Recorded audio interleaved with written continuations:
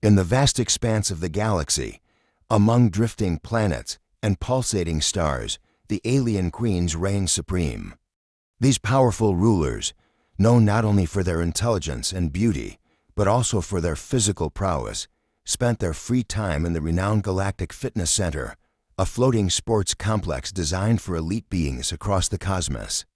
Here, under the glow of cosmic lights, they refined their athletic abilities with elegance and vigor. One day, as they finished their intense training session, the large metallic doors of the gym slid open with a quiet hiss.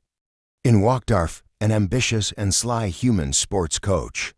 He was an earthling known for his sharp strategies and ability to motivate even the most stubborn of athletes. Yet today, Arf was not here to coach. He had come with an audacious proposal. "Your Majesties," Arf said, his voice smooth and confident. He bowed slightly, but not without a glimmer of ambition in his eyes. "I bring you a challenge from Earth." The queens turned their attention to him. The tallest among them, her emerald skin glowing softly, tilted her head curiously. "What kind of challenge?" she asked with a raised brow. "Basketball," Arf declared, "a 5-on-5 match. Your best players against 5 of Earth's finest athletes. If we win ... double quotes, he paused, gauging their expressions before continuing. "The men will take you back to Earth, and each of you will marry one of them. They have heard tales of your beauty and strength and believe themselves worthy." The queens exchanged incredulous glances. The sheer arrogance of these men was laughable. As if mere humans could outplay queens who had conquered entire star systems. But the lead queen's lips curled into a smile. She had never been one to shy away from a challenge. "And if we win?" she asked, her golden eyes narrowing. "If you win," Arf answered, his voice unwavering, "the men will stay here in your service permanently. They will be your slaves, subject to your every command." The queens erupted in laughter, the sound echoing through the vast gym. The challenge was outrageous. Yet, the idea of playing a game and making a spectacle of the humans intrigued them. The lead queen stepped forward, her expression unreadable. "We accept," she said, her voice calm but filled with purpose. "The match will be held tomorrow." Arf gave a slight bow, his smile widening.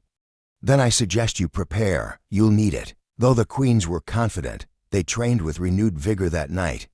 Arf, who remained as their coach to ensure they understood Earth's sport, guided them through the intricacies of basketball. The game required more than brute strength. It demanded coordination, speed, and strategy. "We need to understand their weak points," Arf told them during practice. "Humans will try to rely on quick plays and teamwork. But we have height, strength, and stamina on our side." The queens drilled relentlessly, perfecting their passes, sharpening their defense, and mastering long-range shots. Their bodies, honed through years of training, moved in perfect harmony. As the hours passed, their skills grew sharper, their teamwork flawless. "You'll crush them," Arf whispered with a grin, "but it must be at the very last moment. Let them believe they have victory within reach only to snatch it away." The queens chuckled. There was a certain pleasure in letting hope flourish, only to extinguish it at the final second. Meanwhile, on Earth, the 5 chosen athletes handpicked for their strength, speed, and skill trained obsessively. Their dream of marrying alien queens drove them to new levels of intensity. They studied the queens' physiology and simulated their playing style. It was not just a game for them, it was a chance at glory and unimaginable romance. The next day, the arena in the Galactic Fitness Center buzzed with excitement. Beings from across the universe gathered to watch the spectacle unfold.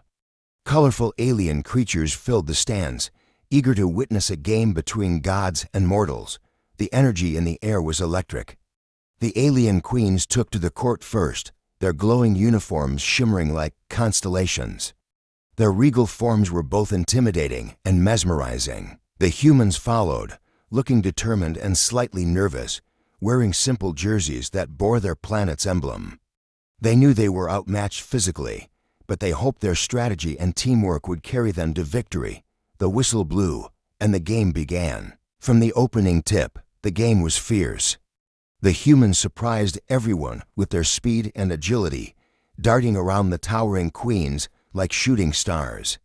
Their coordination was impeccable, with crisp passes and lightning-fast plays. The queens, however, were not easily outdone. They used their superior strength to block shots and snatch rebounds with ease. The score remained tight throughout the first half. The humans led by a narrow margin, but the queens stayed close, their calm expressions masking the growing tension. As the game wore on, both sides pushed their limits. Sweat dripped down their faces, muscles strained, and the crowd roared with every basket. With only 10 seconds left, the humans led by a single point. The queens had possession of the ball, and the arena was on the edge of chaos. The lead queen dribbled down the court, her heart racing. A human defender lunged at her, but with a graceful spin, she evaded him. 5 seconds, she passed the ball to her teammate, who was waiting at the three-point line. 3 seconds, the defender closed in fast, but the queen didn't hesitate. With perfect form, she launched the ball toward the hoop. The buzzer began to sound just as the ball left her hands. Time seemed to slow as the ball arced through the air, glittering in the light of the arena. The crowd held its breath, every eye locked on the ball's trajectory. With a soft swish, the ball slipped through the net. The queens had won by a single point. The arena erupted in thunderous cheers, the sound reverberating through the colossal stadium as beings from every corner of the galaxy roared in awe of the queen's victory.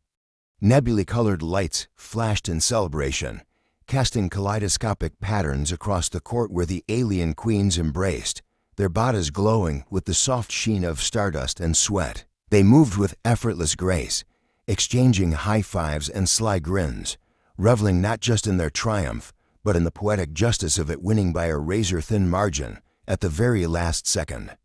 Their victory was more than just a win on the scoreboard. It was a demonstration of cosmic superiority, a reminder that even in moments where mortals dared to dream of glory, the divine always had the final say. Meanwhile, on the other side of the court, the human players stood paralyzed, their chests heaving as they tried to catch their breath. The euphoria they had begun to feel just moments ago, when it seemed that victory was in their grasp, had now crumbled into a pit of despair. The scoreboard's unforgiving numbers burned in their vision, 101 to 100, just 1.1 point. A single error, one missed step, one stolen pass, had sealed their fate. The weight of their loss sat heavy on their shoulders, and the noise of the crowd faded into the background as the harsh reality of the wager set in. They had come to claim queens as wives, fueled by the delusion that they could conquer what was never theirs to take.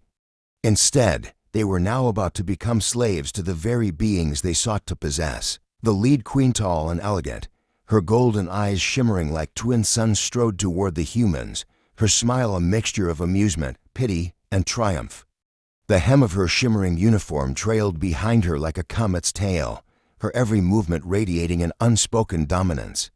She stopped in front of the defeated players, tilting her head slightly as if studying their expressions. The humans avoided her gaze, their pride now crushed beneath the weight of failure. "It seems," she began, her voice soft yet dripping with satisfaction, "that your dreams of marriage will have to remain dreams." Her words were measured, deliberate, and elegant reminder that their desires, however bold, had always been out of reach. The humans lowered their heads in defeat, the taste of bitter regret clinging to their throats. Their silence was answer enough. "And now," the queen continued smoothly, "as we agreed. You belong to us." She raised her hand, and the other queens approached, forming a circle around the men. Their smiles were calm but predatory, their eyes gleaming with playful malice. There was no anger in their expressions, only the smug satisfaction of victors who knew they had played a perfect game. The men, now prisoners of the wager they had so eagerly entered, felt the cold sting of helplessness wash over them. This wasn't just a loss, it was the beginning of a life they hadn't imagined in their wildest nightmares. The queens would keep their word, but there would be no mercy. These humans would serve them not because the queens were cruel, but because the men had willingly gambled their freedom, and the rules of the game had been clear from the start. The weeks that followed marked the humans' induction into their new roles as servants. They were assigned tasks that ranged from the mundane to the grandiose, scrubbing the floors of starships, arranging the Queen's lavish wardrobes, preparing elaborate banquets, and polishing the radiant surfaces of the royal spacecraft that glided through interstellar space. Though the work was exhausting, the Queens ensured their new attendants were well fed and cared for. After all, a healthy slave was a useful slave. Yet the humans were never allowed to forget their defeat. The Queens would occasionally gather after their training sessions, sipping exotic drinks beneath the glowing moons of distant planets, and recount the story of their victory with relish. They would reenact the final seconds of the game in exaggerated detail, mimicking the humans' desperation and basking in the memory of that triumphant buzzer-beater shot. The men, overhearing these conversations, could do nothing but grit their teeth and bear the humiliation in silence. At first, the humans resisted their new reality, holding on to the faint hope that they might escape or somehow bargain for their freedom. But the Queens were far too clever for such schemes. They anticipated every rebellion before it could take shape, reminding the men of their place with nothing more than a cool glance or a subtle command.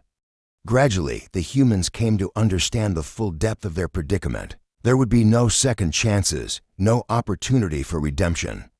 This was their life now, servitude beneath the glittering gaze of the Queens, forever living under the shadow of their defeat. And yet, as time passed, some of the men found a strange sort of solace in their new roles. Stripped of ambition and pride, they discovered a sense of purpose in carrying out their tasks with care. They became experts at reading the Queen's moods, anticipating their desires, and ensuring that their every whim was fulfilled with precision. Though they remained slaves, they prided themselves on being the best slaves they could be, a bittersweet irony that was not lost on them. For the alien Queens, life continued much as it had before, only now with the added amusement of watching their former challengers toil in their service. Whenever they passed the men in the grand halls of their palaces or aboard their sleek starships, they would offer a knowing smile, a silent reminder of the game that had decided their fate. The humans had come closer than anyone had expected, but in the end, it had not been enough. And that, perhaps, was the most delicious part of their victory, the knowledge that the humans had tasted the possibility of triumph, only to have it snatched away at the last second. The story of the match soon spread across the galaxy, becoming a legend among beings of every species. It was a tale whispered in the dark corners of spaceports, recounted in the grand halls of alien courts, and passed down through generations as a warning about the folly of hubris. The Queens themselves enjoyed retelling the tale at every opportunity, their voices dripping with playful mockery as they described the humans' final, desperate attempt to win and their ultimate failure. They were fast, the lead queen would say with a smile, but not fast enough. The men, hearing these words repeated time and time again, could only bow their heads in silent acceptance. They had gambled everything and lost, and in the end, the lesson was simple. Against the Queens of the cosmos, even the best efforts of mortals could never be enough. Victory, after all, belonged only to those who knew how to seize it, and to those who, like the alien Queens, understood that sometimes the greatest triumphs come not from crushing one's enemies outright, but from letting them believe, if only for a moment, that they might actually win.